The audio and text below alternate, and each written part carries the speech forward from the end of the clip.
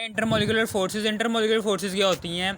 Intermolecular forces में क्या होता है कि forces that hold atoms in a compound, एक कंपाउंड में फोर्सेस क्या करती हैं, वो होल्ड करके रखती हैं। एक कंपाउंड है उसमें फोर्सेस होती हैं, ठीक है ना। फोर्सेस क्या करती हैं, वो एटम्स को आपस में जकड़े रखती हैं ताकि वो कंपाउंड जो उनसा है वो बरकरार है, ठीक है ना। उसे कहते हैं केमिकल बॉन्ड। समझ आ गई आपको? मिसाल के तौर पर HCl है, HCl में ठीक ना बरकरार है। केमिकल बॉन्ड की समझ आ गई ना, पीछे हमने पढ़ा है केमिकल बॉन्ड। केमिकल बॉन्ड में ये देखें कि ये एक ठीक है ना, ये दो एटम्स हैं, एक हाइड्रोजन का है, एक क्लोरीन का है, और ये दोनों हाइड्रोजन आपस में एक बॉन्ड बना रहे हैं। ये बॉन्ड का काम क्या है, ये दोनों एटम्स को आपस में होल्ड करके रखा है, आपस में इसको जकड़े रखा है ताकि ये एक मॉलिक्यूल बन सके। ओके, समझ आ गई? तो इस तरह ये हेट्रो मॉलिक्यूल बन जाता है, ठीक है ना। जो जिनके एटम्स आपस में डिफरेंट होते हैं वो होते हैं हेट्रो, ठीक है ना। फोर्सेस डैट होल्ड टू और more atoms in a compound are called chemical bond and force. Molecules क्या होते हैं, ये इंटरमॉलिक्यूलर फोर्सेस क्या होती हैं? इंटरमॉलिक्यूलर फोर्सेस क्या होती हैं, जब आप HCl के एक मोल को लेते हो, जब आप HCl के एक मोल को लेते हो, एक मोल एक स्टैंडर्ड यूनिट होता है, हमने पीछे पढ़ कर आए हैं ये एक मोल होता गया है, ठीक है ना। सब कुछ हमने डिस्कस किया है, ब्रीफली डिस्कस किया है। जब हम इसके एक मोल में लेते हैं ना, एक मोल HCl में बहुत ज़्यादा एटम्स होंगे, बहुत ज़्यादा कंपाउंड्स होंगे किसके, HCl के, ठीक है ना। दो एटम्स है ना, बहुत ज़्यादा मॉलिक्यूल्स होंगे HCl के। ओके, समझ आ गई? बहुत ज़्यादा मॉलिक्यूल्स होंगे HCl के, समझ आ गई? तो अब वो जो उनसे HCl होंगे ना, उसका पार्शल पॉजिटिव और पार्शल नेगेटिव का भी पता होना चाहिए आपको। ये क्या होता है पार्शल पॉजिटिव पार्शल नेगेटिव? कि हाइड्रोजन के वैलेंस शेल में एक इलेक्ट्रॉन होता है, क्लोरीन के वैलेंस शेल में कितने इलेक्ट्रॉन होते हैं, 7, ठीक है ना। अब ये 7 इलेक्ट्रॉन होते हैं, तो ये ऑक्टेट रूल के मुताबिक स्टेबल होना चाहता है, ये हाइड्रोजन डुप्लेट रूल के मुताबिक स्टेबल होना चाहता है। तो क्या करते हैं ये दोनों, तो ये हाइड्रोजन जो सा होता है ना, चूँकि हाइड्रोजन के वैलेंस शेल में एक इलेक्ट्रॉन होता है और क्लोरीन के वैलेंस शेल में 7 इलेक्ट्रॉन होते हैं, तो ये क्या कर लेते हैं, इलेक्ट्रॉन शेयर कर लेते हैं, ठीक है। इलेक्ट्रॉन क्या कर लेते हैं, शेयर कर लेते हैं। जैसे ही इलेक्ट्रॉन शेयर होंगे तो ये डुप्लेट रूल के मुताबिक स्टेबल हो जाएगा, ठीक है ना, और ये ऑक्टेट रूल के मुताबिक स्टेबल हो जाएगा। ओके, समझ आ गई? और पार्शल नेगेटिव और पार्शल पॉजिटिव क्यों आया? क्योंकि पार्शल नेगेटिव इसलिए आया है क्योंकि ये जो उनसे इलेक्ट्रोनेगेटिविटी होती है ना क्लोरीन की, वो होती है 3.2 और हाइड्रोजन की होती है 2.2। एक इससे हाइड्रोजन इसमें इलेक्ट्रोनेगेटिविटी डिफरेंस एक आ रहा है क्लोरीन की तरफ से। क्लोरीन की इलेक्ट्रोनेगेटिविटी ज़्यादा है, तो इसलिए ये इलेक्ट्रॉन पेयर को अपनी तरफ खींच के रखेगा, तो हाइड्रोजन इलेक्ट्रॉन को उधार दे रहा है शेयर करने के लिए, तो इसने पॉजिटिव काम किया है। और क्लोरीन ने उधार लिया है हाइड्रोजन से, इसने नेगेटिव काम किया है, इसलिए उसको वापस नहीं दिया। तो पार्शल नेगेटिव आएगा क्लोरीन के ऊपर, पार्शल पॉजिटिव आएगा हाइड्रोजन के ऊपर, ठीक है ना। इसी तरीके से अब ये पूरे जो सा मॉलिक्यूल्स जो से होंगे, एक मोल के अंदर जो से बीकर में हमने लिया है ना एक मोल HCl, उसके मॉलिक्यूल्स का पार्शल पॉजिटिव और पार्शल नेगेटिव आप इसमें एडजस्ट करेंगे। पार्शल पॉजिटिव हमेशा पार्शल नेगेटिव के आगे ही आएगा, यानी कि एक मॉलिक्यूल का पार्शल पॉजिटिव दूसरे मॉलिक्यूल के पार्शल नेगेटिव के सामने आएगा, और एक weak force of attraction produce होगी। इस वीक फोर्स ऑफ अट्रैक्शन को हमने इंटरमॉलिक्यूलर फोर्स का नाम दिया, ठीक है। समझ आ गई? ठीक है ना, हमें समझ आ गई है कि ठीक है ना, इन 1 मोल HCl, ठीक है ना, 1 मोल HCl partial positive atom of 1 molecule attract partial negative of other molecule in that solution of HCl, ठीक है ना। यानी कि after these forces some weak forces present between molecules are called intermolecular forces. ये हैं जी मॉलिक्यूल्स हैं, ये 3 molecules हैं, इनके दरमियान ये दो हैं फोर्सेस जो मॉलिक्यूल्स के दरमियान पाई जाती हैं, इन्हें कहते हैं इंटरमॉलिक्यूलर फोर्सेस। और जो सी एटम्स के दरमियान पाई जाती हैं फोर्सेस, ठीक है ना। मॉलिक्यूल क्या होते हैं, जिनमें जो एटम से मिलकर बने होते हैं, ठीक है, समझ आ गई, ये एटम से मिलकर बने हैं, ओके। ये मॉलिक्यूल है, यहाँ पर ये है जी वीक, ये फोर्सेस जनरेट हो रही हैं, ये दो मॉलिक्यूल्स के दरमियान फोर्सेस जनरेट हो रही हैं। और इसी तरह ये बॉन्ड की फोर्स दो एटम्स के दरमियान जनरेट हो रही हैं। ये इनके दरमियान डिफरेंस मैं बताना चाह रहा हूँ, डिफरेंस यही है।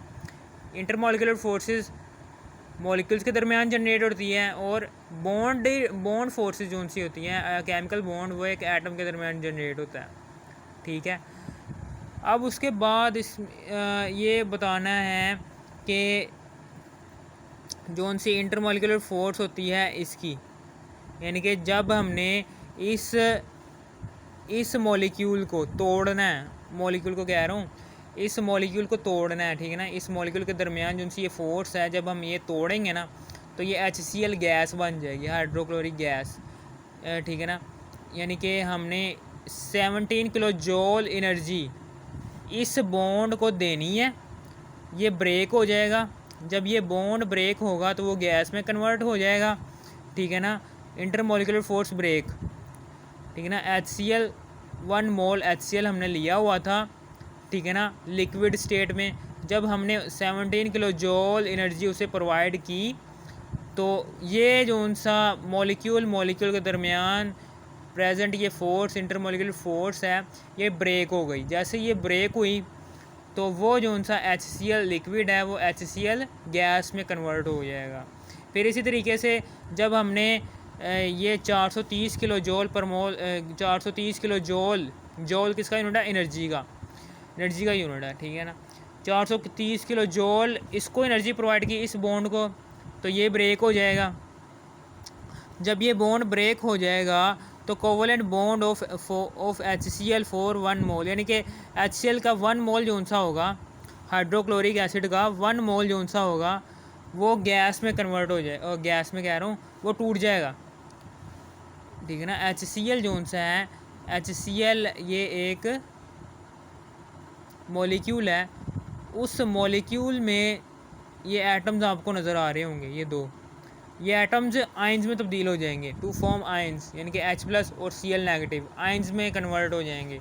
सॉल्यूशन जो सा होगा वो आयंस में कन्वर्ट हो जाएगा, मॉलिक्यूल जो से होंगे वो आयंस में कन्वर्ट हो जाएंगे। तो ये इस बॉन्ड को तोड़ने के लिए ये एनर्जी ज़्यादा चाहिए, ठीक है ना, 430 किलो जूल आपने ये, ठीक है ना। और दूसरा फ़र्क क्या है कि बॉन्ड को ब्रेक करने के लिए एनर्जी ज़्यादा रिक्वायर्ड होती है, और जबकि इंटरमॉलिक्यूलर फोर्स को ब्रेक करने के लिए एनर्जी कम रिक्वायर्ड होती है। समझ आ गई, ओके। ये वीक फोर्स होती है, ये स्ट्रॉन्ग फोर्स होती है, ठीक है ना। ये फोर्स जो सी होती है इंटरमॉलिक्यूलर फोर्स, ये दो मॉलिक्यूल्स के दरमियान होती है, और ये बॉन्ड फोर्स दो एटम्स के दरमियान होती है। समझ आ गई आपको, कुछ भी नहीं है, फ़र्क भी लिख लोगे आप, ठीक है। फिर आगे आपको ये उसने बताया हुआ है, मैंने ये बताया हुआ है कि आगे HCl 430 किलो जूल 1 मोल HCl सॉल्यूशन में देंगे तो ये दो H+ आयन में और Cl नेगेटिव आयन में कन्वर्ट हो जाएगा, ठीक है भाई, समझ आ गई मुझे, ठीक है, समझ आ गई। अब बॉन्ड जो सा होता है वो लूजिंग इलेक्ट्रॉन, गेनिंग इलेक्ट्रॉन, और बॉन्ड कब बनता है, ठीक है ना। मॉलिक्यूल तो हमें पता चल गया ना, मॉलिक्यूल कब बनते हैं, ये इंटरमॉलिक्यूलर फोर्सेस कब बनती है, जब हमने सॉल्यूशन लिया हुआ है 1 मोल का, तो क्या होंगे, वो एडजस्ट कर लेंगे, मॉलिक्यूल्स अपने आप को एडजस्ट करेंगे कि हम एक मॉलिक्यूल का पार्शियल पॉजिटिव दूसरे मॉलिक्यूल के नेगेटिव पार्शियल के साथ आना चाहिए, तभी ये इंटरमॉलिक्यूलर फोर्सेस जनरेट होंगी। लेकिन इसमें क्या होगा, इसमें बॉन्ड में क्या होगा। अब उसके बाद ये देखें, मैंने आपको यहाँ पर बताया हुआ है कि HCl है, ठीक है ना, HCl ये जब आप लेंगे, ठीक है ना, जब आप लेंगे हाइड्रोक्लोरिक एसिड लेंगे ना, उसका 1 मोल लेंगे, तो जब उस पर 430 किलो जूल एनर्जी प्रोवाइड करेंगे 1 मोल को, तो वो आयंस में कन्वर्ट हो जाएगा, H+ और Cl नेगेटिव, ये बॉन्ड ब्रेक हो गया, ये वाला बॉन्ड ब्रेक हो गया, उसके लिए ज़्यादा एनर्जी रिक्वायर्ड हुई, जबकि इसके लिए इंटरमॉलिक्यूलर फोर्सेस के लिए कम एनर्जी रिक्वायर्ड हुई। ठीक है ना, ये ध्यान रखना। और फिर इस तरह फ़र्क ये भी है, हो सकता है कि बॉन्ड जो उनसे होते हैं वो लूजिंग इलेक्ट्रॉन और गेनिंग इलेक्ट्रॉन से बनते हैं आयनिक बॉन्ड, और म्यूचुअल शेयरिंग ऑफ इलेक्ट्रॉन से कोवलेंट बॉन्ड बनता है।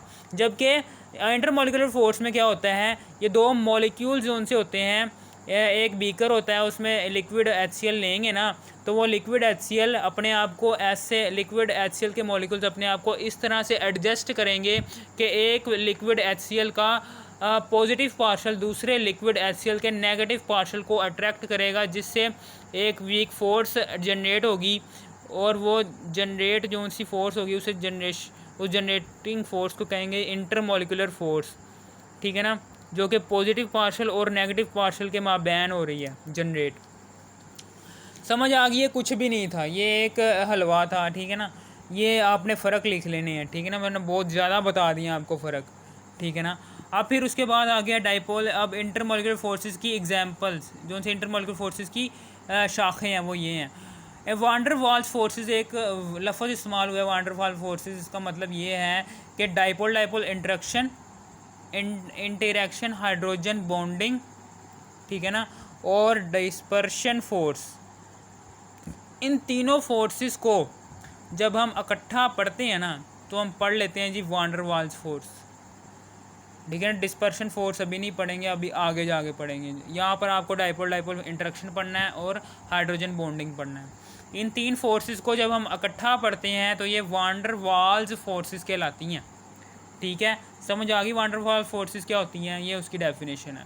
डाइपोल डाइपोल इंटरेक्शन क्या होती है? डाइपोल डाइपोल इंटरेक्शन, डाई का मतलब है टू, पोल का मतलब है किनारा, यानी कि दो किनारों के माबैन जो सी राब्ता है, दो किनारों के दरमियान जो सा राब्ता है, उसे कहते हैं इंटरेक्शन। एक मॉलिक्यूल का नेगेटिव पार्शल वाला किनारा, दूसरे मॉलिक्यूल का पॉजिटिव पार्शल वाला किनारा जब आपस में इंटरेक्ट करेगा, जब आपस में मिलेगा, जब आपस में बातचीत करेगा, तो उस बातचीत को क्या कहेंगे? Dipole dipole interaction. क्या है इसमें? जब आप HCl का 1 मोल का, ये इसमें ये भी लिखा हुआ है आपकी बुक में, जब आप HCl के 1 मोल को एक बीकर में लेते हो ना, तो HCl के मॉलिक्यूल खुद ब खुद एडजस्ट होते हैं कि मैं HCl नेगेटिव पार्शल हूँ, ठीक है ना, Cl नेगेटिव पार्शल हूँ, तो मैं H पॉजिटिव पार्शल के साथ जाऊँगा। तो मैं H पॉजिटिव पार्शल हूँ जी, तो मैं Cl नेगेटिव पार्शल के साथ जाऊँगा। ठीक है, समझ आ गई? उन्हें अपने आप ही समझ आ जाती है। हमें पता है कि पॉजिटिव पार्शल और एक जैसे आयंस जो उनसे होते हैं वो एक दूसरे को दूर दफ़ा करते हैं। ठीक है ना, दफ़ा करते हैं, ये हमने पढ़ा हुआ है पीछे। इंटरमॉलिक्यूलर फोर्सेस हमने पीछे पढ़ा हुआ है, पीछे पढ़ कर आए हैं हम, कि एक जैसे आयंस जो उनसे होते हैं वो एक दूसरे को परे परे करते हैं, और जो उनसे मुखालिफ आयंस होते हैं वो एक दूसरे को अट्रैक्ट करते हैं। तो वो अपने आप ही एडजस्ट हो जाएगा, मॉलिक्यूल अपने आप ही एडजस्ट हो जाएगा कि भाई मैं एक मॉलिक्यूल हूँ, पॉजिटिव पार्शल रखता हूँ और नेगेटिव पार्शल रखता हूँ, और दूसरा मॉलिक्यूल मेरे सामने वाला एक दोस्त है, वो भी पॉजिटिव पार्शल रखता है और नेगेटिव पार्शल रखता है। क्यों ना मैं अपना पॉजिटिव पार्शल जो उनसे है वो नेगेटिव पार्शल के साथ अट्रैक्ट कर लूँ, ताकि ये जो उनका लिक्विड है वो गैस में ना तब्दील हो, लिक्विड ही रहे। जब हम ये बॉन्ड, ये वीक फोर्स जब हम ख़त्म कर देते हैं ना, तो वो लिक्विड जो उनसा होगा ना, लिक्विड HCl 1 मोल का, वो गैस में कन्वर्ट हो जाएगा। वो लिक्विड किस वजह से है? वो इन वीक फोर्सेस की वजह से। ठीक है ना, वो लिक्विड किस फोर्स की वजह से HCl लिक्विड? वो इन वीक फोर्सेस की वजह से है। ठीक है, समझ आ गई? डाइपोल डाइपोल इंटरेक्शन क्या होती है मैंने आपको बता दिया है, मैं आपको अब इंग्लिश में भी बता देता हूँ। When one molecule of an atom in which positive partial atom is present, it attracts another molecule of negative partial atom, then a force generated between positive partial molecule a force between two molecules which have positive partial and negative partial, it called dipole dipole interaction. Okay sir, समझ आ गई dipole dipole interaction क्या होती है? ठीक है ना, positive partial atom और negative partial atom के साथ जो सी फोर्स होती है ना, उसे कहते हैं डाइपोल डाइपोल इंटरेक्शन। ठीक है, ओके, ये मैंने एग्जांपल भी दे दिया आपको। ठीक है, अब हाइड्रोजन बॉन्डिंग की बात करते हैं। हाइड्रोजन बॉन्डिंग क्या होती है सर? मुझे नहीं पता हाइड्रोजन बॉन्डिंग। अब ये हाइड्रोजन बॉन्डिंग क्या होती है? ये भी वान डेर वाल्स फोर्स, ये भी इंटरमोलिकुलर फोर्स होती है। इसमें क्या होता है? इसमें पोलर कोवलेंट कंपाउंड होता है, हमेशा पाई जाती है पोलर कोवलेंट कंपाउंड में। ठीक है ना, पोलर कोवलेंट कंपाउंड में, समझ आ गई? ऐसा कंपाउंड कि जिसमें इलेक्ट्रोनेगेटिविटी का डिफरेंस मौजूद हो, उसमें एग्जिस्ट करती है ये। और इसे इसका दूसरा नाम भी है यूनिक डाइपोल डाइपोल इंटरेक्शंस, इसका दूसरा नाम है ये। समझ आ गई आपको? अब ये जोन सा H2O में किस तरह हाइड्रोजन बॉन्डिंग एग्जिस्ट करती है, मैंने आपको बताया हुआ है यहाँ पर कि हाइड्रोजन H2O है, इसका जोन सा एटॉमिक स्ट्रक्चर है वो मैंने बनाया हुआ है। ठीक है ना, ऑक्सीजन का जोन सी इलेक्ट्रॉन नेगेटिविटी होती है ना, वो होती है,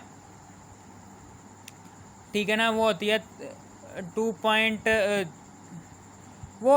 3 होती है, वो 2.2 से ज़्यादा होती है। हाइड्रोजन की वैलेंसी क्या होती है? हाइड्रोजन की इलेक्ट्रोनेगेटिविटी 2.2 होती है। ऑक्सीजन की वैलेंसी होती है 3.02। वैलेंसी क्या है? इलेक्ट्रोनेगेटिविटी। तो क्या होगा?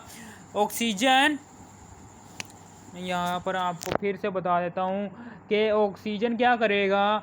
ऑक्सीजन जो सा है इस हाइड्रोजन के इस एटम को अपनी तरफ, हाइड्रोजन के इस इलेक्ट्रॉन को अपनी तरफ ज़्यादा अट्रैक्ट करेगा, हाइड्रोजन के इस इलेक्ट्रॉन को अपनी तरफ ज़्यादा अट्रैक्ट करेगा, जिसकी वजह से इस पर क्या आएगा?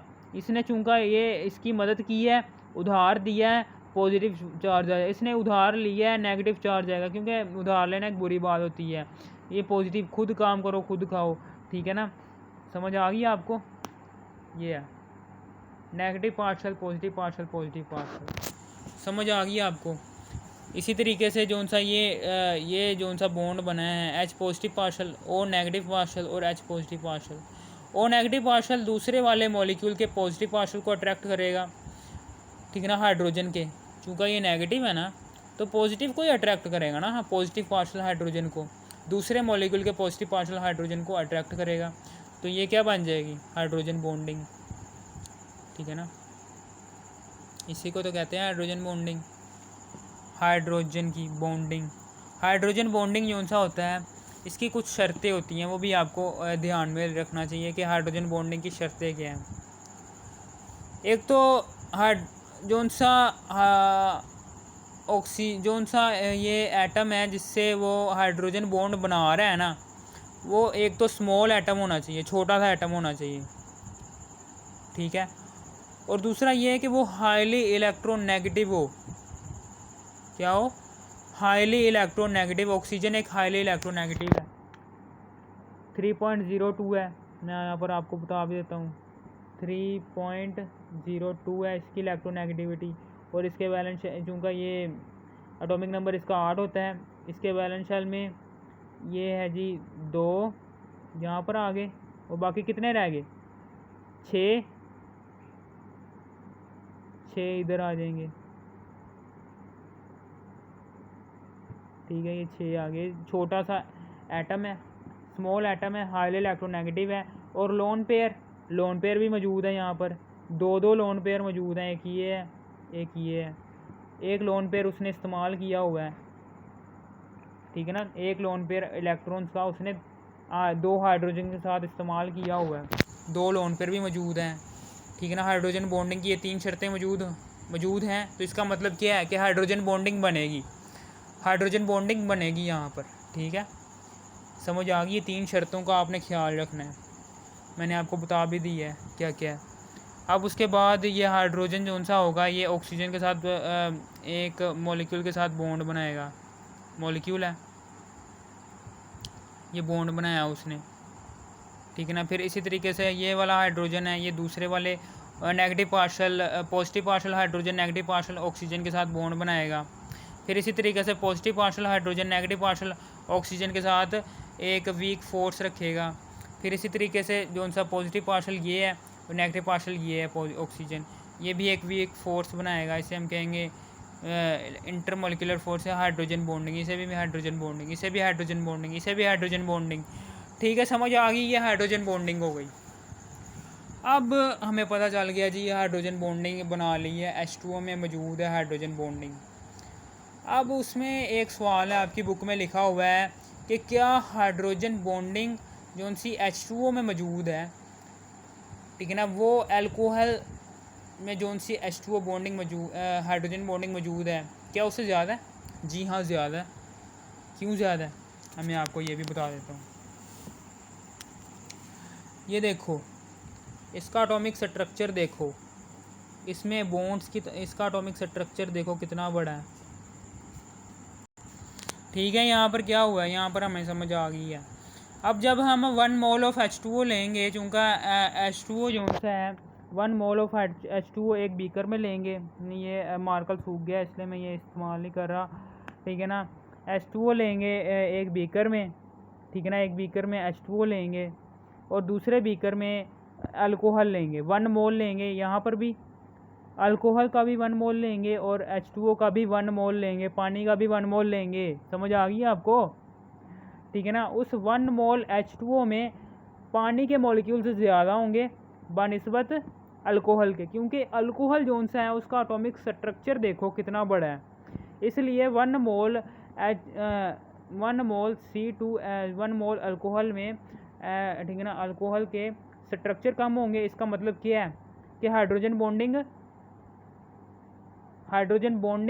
कम होगी, जबकि H2O में ऐसा नहीं है। उसका एटॉमिक स्ट्रक्चर क्या है, कम है। उसका एटॉमिक स्ट्रक्चर ज़्यादा है, एटॉमिक स्ट्रक्चर ज़्यादा है, यानी कि मॉलिक्यूल ज़्यादा है। एटॉमिक स्ट्रक्चर क्या है इसका, छोटा है। इसका यहाँ पर एटॉमिक स्ट्रक्चर बहुत ज़्यादा है, बहुत बड़ा है। यहाँ पर एटॉमिक स्ट्रक्चर, यहाँ पर मॉलिक्यूल क्या है, बहुत बड़ा है, वो छोटा है। तो हम क्या करेंगे, तो हम एक बीकर लेंगे, वहाँ पर चूँकि मॉलिक्यूल जो से हैं वो बहुत ज़्यादा हैं H2O के, तो उनको तोड़ने के लिए बहुत ज़्यादा हीट एनर्जी प्रोवाइड करना पड़ेगी। इसलिए H2O का बॉइलिंग पॉइंट होगा 100 सेल्सियस। और ठीक है ना, इसका चूँकि एटॉमिक स्ट्रक्चर बड़ा है, इसलिए 1 मोल अल्कोहल जो कि बीकर में मौजूद है उसमें हाइड्रोजन बॉन्डिंग कम है। समझ आ गई, हाइड्रोजन बॉन्डिंग कम है बनिस्बत H2O के, तो इसलिए उसका बॉइलिंग पॉइंट क्या होगा, 78 सेल्सियस। समझ आ गई आपको, ये एक सवाल था इंपॉर्टेंट, ये मैंने आपको बता दिया। फिर इसी तरह से एक और सवाल आता है कि H2O पानी में बर्फ़ तैरती क्यों है। तो तैरती क्यों है, क्योंकि जब आप पानी को लिक्विड स्टेट में लेते हैं, जब पानी लिक्विड स्टेट में होता है तो इलेक्ट्रॉन्स, ठीक है ना, घूम रहे होते हैं, ठीक है ना। H2O जो से मॉलिक्यूल्स जो से होते हैं, इलेक्ट्रॉन जो से वो घूम रहे होते हैं, ज़्यादा ना घूम रहे होते हैं। जब आप बर्फ़ को गर्म करते हैं ना, जब आप बर्फ़ को ठंडा करते हैं, तो वो जो सी बर्फ़ होती है उसमें मौजूद एटम्स होते हैं ना, वो अरेंज होना शुरू हो जाते हैं। अब इन अरेंजिंग एटम्स के दरमियान क्या है, जगह बहुत ज़्यादा है। डेंसिटी इसकी क्या हो जाएगी, डेंसिटी, ठीक है, समझ आ गई। डेंसिटी बर्फ़ की कम है बनिस्बत डेंसिटी पानी की ज़्यादा डेंसिटी है, बर्फ़ की कम डेंसिटी है, क्योंकि उसका मैस कम हो गया। क्योंकि यहाँ पर ये देखें मॉलिक्यूल्स जो से हैं वो खुले हो गए हैं, खुले, उनके दरमियान जगह ज़्यादा होने की वजह से वॉल्यूम क्या हो गया, ज़्यादा। जब वॉल्यूम ज़्यादा हो गया तो डेंसिटी क्या होगी, कम, ठीक है ना। यानी कि ये देखो यार, डेंसिटी है, ठीक है ना, यहाँ पर ये मैस है, ये ओवर वॉल्यूम है। चूँकि यहाँ पर बर्फ़ में एटम्स अरेंज हो गए हैं, एटम्स अरेंज होने की वजह से एटम्स के दरमियान खाली जगह जो सी हैं वो बढ़ गई हैं। जैसे ही खाली जगह बढ़ गई हैं तो वॉल्यूम ज़्यादा होने की वजह से बर्फ़ की डेंसिटी कम हो गई है। यहाँ पर चूँकि इलेक्ट्रॉन्स मूव आज़ादाना हरकत कर रहे हैं, यानी कि मॉलिक्यूल आज़ादाना मूव कर रहे हैं, तो यहाँ पर वॉल्यूम क्या है, ज़्यादा है, वॉल्यूम क्या है यहाँ पर, कम है। माए लिक्विड की बात कर रहा हूँ, लिक्विड माए की बात कर रहा हूँ कि यहाँ पर वॉल्यूम क्या है, कम। वॉल्यूम कम होने की वजह से डेंसिटी क्या है, ज़्यादा। तो फिर इसी वजह से ये जो सी बर्फ़ है ना, ये तैरती रहेगी ऊपर, ठीक है ना। ओके, समझ आ गई। खाली जगह ज़्यादा है यहाँ पर, मैस खाली जगह ज़्यादा है, मॉलिक्यूल्स खुले खुले हो गए हैं, जिसकी वजह से जो उनसे इनका वज़न है ना वो भी कम हो गया है, ठीक है ना। लिक्विड वाटर का वो भी कम हो गया, ठीक है, समझ आ गई आपको। इसलिए फ्लोट करेगी बर्फ़, क्या करेगी, पानी के ऊपर फ्लोट करेगी, क्योंकि बस आपने ये कहना है कि बर्फ़ के अंदर मॉलिक्यूल्स एक प्रॉपर एक रेगुलरली फॉर्म में अरेंज हो जाती हैं। उन रेगुलरली फॉर्म के अंदर बहुत ज़्यादा स्पेस होती है, उस स्पेस की वजह से उसकी डेंसिटी क्या हो जाती है, उसकी डेंसिटी कम हो जाती है बनिस्बत लिक्विड वाटर के। तो इसलिए डेंसिटी कम होने की वजह से वो बर्फ़ जो सी है वो पानी के ऊपर तैरती रहती है। इस तरह ये हमारा एक टॉपिक क्लियर हो गया, ठीक है, समझ आ गई आपको, मैंने आपको ब्रीफली एक्सप्लेन कर दिया है, ठीक है।